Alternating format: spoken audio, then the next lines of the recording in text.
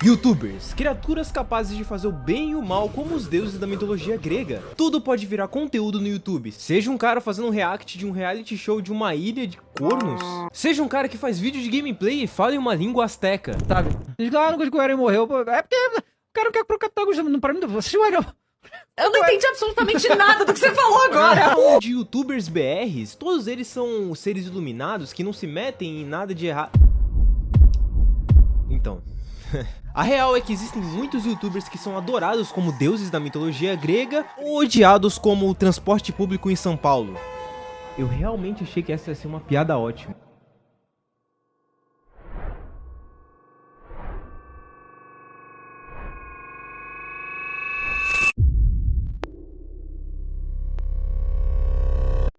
Lucas Inutilismo, ele foi um dos grandes protagonistas da era de ouro do YouTube. Ninguém sequer conseguia entender como o Lucas Inutilismo fazia tantas piadas incríveis em cada segundo. Tinha, por exemplo, o clássico vídeo dele irritando a mãe dele, ou o vídeo dele fazendo diversas piadas dentro de um supermercado.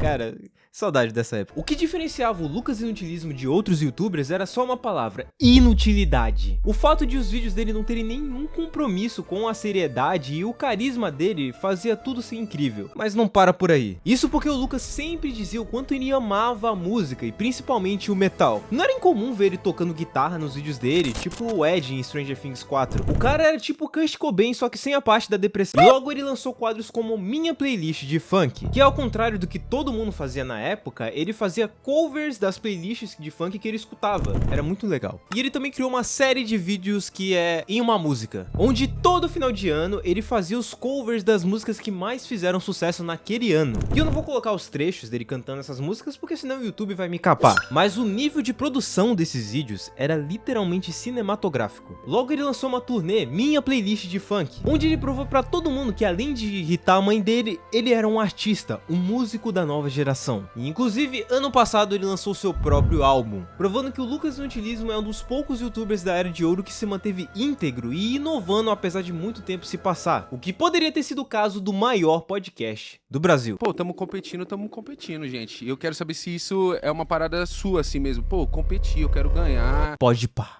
Igão e Mítico fundaram o Podpah, o maior podcast do Brasil. O humor e a simplicidade do podcast conquistaram o Brasil inteiro. Eles não queriam ter um programa genial com entrevistas incríveis, cheio de detalhes, não, eles só queriam ter uma conversa de bar ali com alguém que viesse lá. E isso fez muito sucesso. Muitas pessoas queriam assistir os programas deles pela simplicidade e diversão dos dois, e muita gente queria participar do programa justamente por causa dessa descontração e como isso chamava a atenção do público. Mas aí que morava um grande problema. Tudo começou quando o Igão teve a seguinte fala muito infeliz sobre o Flow Podcast. Vocês não faz igual. E vocês querem fazer o quê? Desmerecer pra tentar ter competitividade. Um bagulho que não tem mais. Ah, você tá falando agora do Flow? Não, eu tô falando do Flow desde o começo.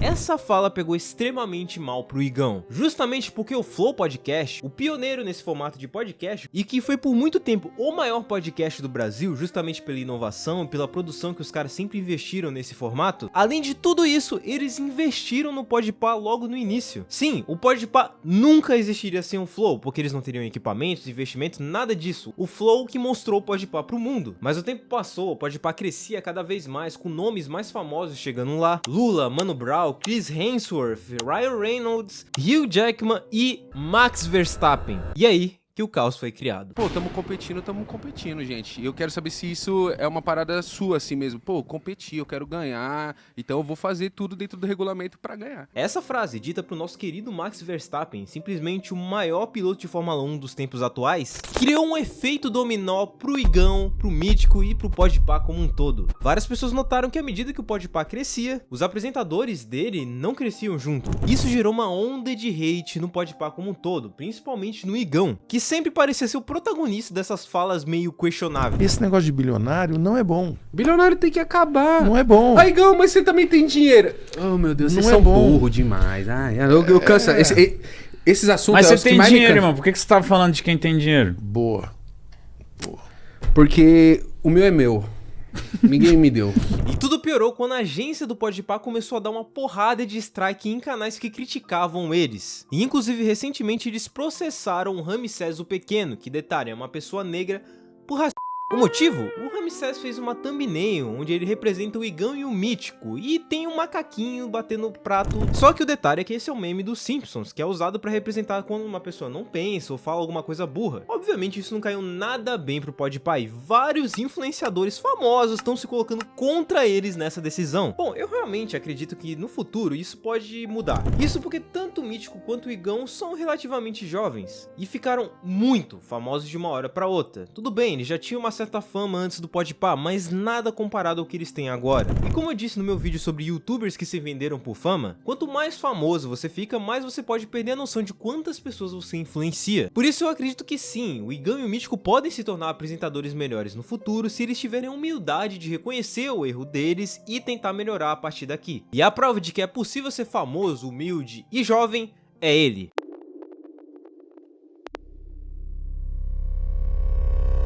Felca. Eu não vou falar muito da história do Felca porque eu fiz um vídeo recentemente sobre ele, contando tudo sobre a história dele. Assiste lá que tá muito bom. Mas eu vou falar porque hoje em dia o Felca é um dos youtubers mais amados da história na internet. O Felca conquistou o seu público fazendo vídeos incrivelmente nada a ver e de humor. Sempre fazendo uma loucura tipo testar a base da Virgínia ou fazer um vídeo sobre esquemas de live de NPC. Só que esses vídeos quebraram a bolha de uma maneira que ninguém tinha conseguido antes. Isso fez com que qualquer lugar que ele estivesse, qualquer pessoa que chamasse ele, faria automaticamente aquele criador de conteúdo ter milhões de views. O que, malandro, podia ter subido pra cabeça do Felca de uma maneira inacreditável. Sempre que ele vai em algum podcast, a gente percebe que ele é uma pessoa muito culta e curiosa, apesar do passado bem intenso dele, que eu comentei no vídeo sobre ele. E isso se provou ainda mais quando ele foi um dos únicos grandes influenciadores que se pôs contra as bets no Brasil. E o que mais impressionou todo mundo foi ver o quanto sucesso ele fez mesmo sendo tão jovem. Mas é claro, isso também pode ser um problema.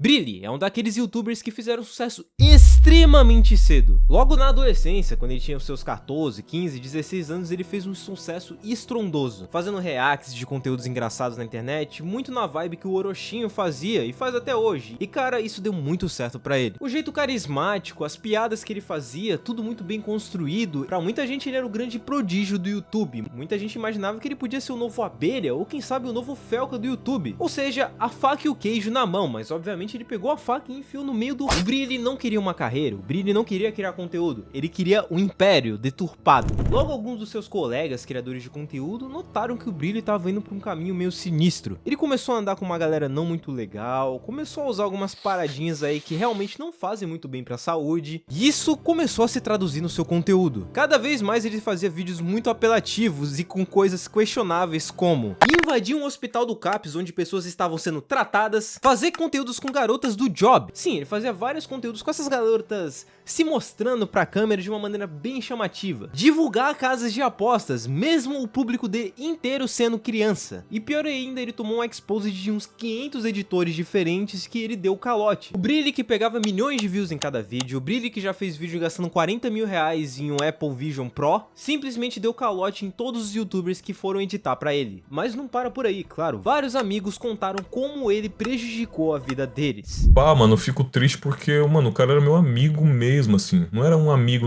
de internet normal. O cara, mano, eu considerava o cara meu irmãozinho, mano. Bem sincero, assim, eu considerava o cara pra caralho, mano. Não sei se ele me considerava da mesma forma que eu considerava ele, mas eu gostava muito do cara, mano. E eu não tô exagerando quando eu falo isso, velho. Eu tô realmente chateado com tudo isso. Eu não queria que essa porra acabasse desse jeito. Por exemplo, ele tinha um hábito de ir em vários Airbnbs e destruir a casa dos caras. Esse moleque é tão porco que ele limpou com a toalha de banho. Tem várias marcas de cocô. E o pior de tudo é que tem marca de pasta de dente. Eu acho que é de porra. Do lado da toalha, irmão. Tem noção do que é isso? Moleque é porco. Imagina o moleque porco. Eu vou jogar isso aqui no lixo, porque eu não tenho como botar outro hóspede pra usar essa porra. E por causa disso a conta dele foi banida, mas não para por aí, ele não queria banir só ele da humanidade. Ele começou a usar contas de amigos de confiança dele, e o Airbnb bania a conta desses amigos dele. Então ele ia para um próximo amigo, fazia o Airbnb banir a conta do cara, e era um ciclo de destruição completa. E vários amigos de longa data dele começaram a se sentir prejudicados pela amizade dele. Tudo isso prova que a fama pode deturpar completamente a sua noção de realidade. O Brilli tinha tudo para ser um criador de conteúdo incrível, mas não, ele preferiu criar conteúdos extremamente questionáveis para esse público, se autodestruir e prejudicar todos os amigos dele. Dá para ser humilde sendo um youtuber famoso? E ainda bem que a gente tem uma luz no fim do túnel que provou que isso tudo sim é possível.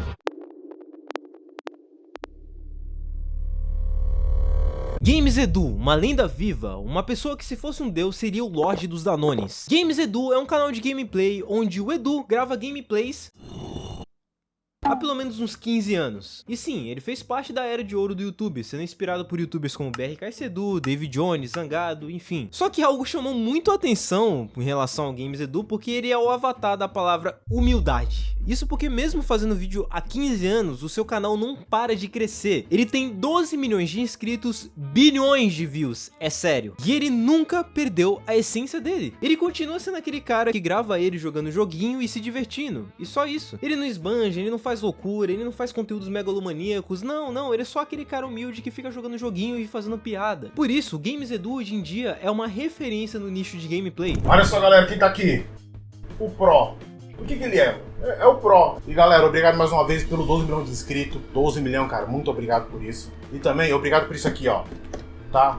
Graças a vocês eu posso ter um console desse no lançamento.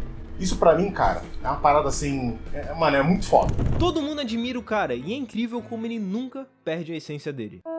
Cada uma dessas histórias nos mostra lições diferentes. Você pode se tornar uma das maiores marcas do Brasil e mesmo assim cometer erros e se desviar do caminho que fez você fazer sucesso. Ou até pior, você pode virar um nóia, um maluco do cacete. Mas também pode ser o caminho para você mostrar arte pro mundo e fazerem as pessoas sorrirem até nos dias mais tristes. Ou até tomar Danone e se divertir jogando jogos com elas, por que não? E por isso, esses foram os youtubers mais amados e mais odiados da internet.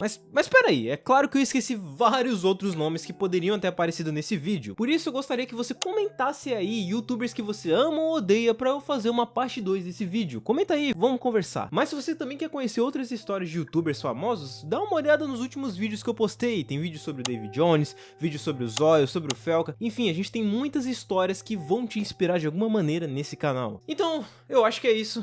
Muito obrigado.